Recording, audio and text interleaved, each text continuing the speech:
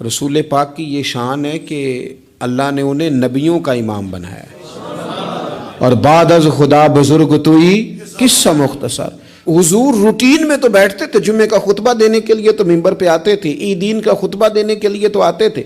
پر باقی صحابہ کے اندر مل جل کے بیٹھتے تھے، مل جل کے۔ ایک جہاد تھا، صحابہ کہتے ہیں واپس آ رہے تھے تو رستے میں رکے، کھانا کھانے کا ارادہ بنا تو ظاہر ہے کھانے ہوٹلوں سے تو ملتے نہیں تھے، پکانے پڑتے تھے، تو کھانے کی تیاری ہونے لگی تو کچھ لوگوں نے کہا کہ ہم گوشت صاف کرتے ہیں، گوشت بناتے ہیں، کچھ نے کہا کہ برتن میں صاف کر کے اہتمام کرتا ہوں، کسی نے کہا کہ میں بعد میں بانٹنے کا تقسیم کرنے کی ڈیوٹی لیتا ہوں۔ سب ڈیوٹیاں لے رہے تھے تو حضور بھی بولے، فرمایا تم نے اپنے اپنے ذمے کام لے لیے ہیں، میں اس طرح کروں گا لکڑیاں اکٹھی کر کے لاؤں گا تاکہ آگ جلا کے روٹی پکائی جا سکے۔ صحابہ کہنے لگے فدا کا روحی و قلبی، سونے دل بھی قربان،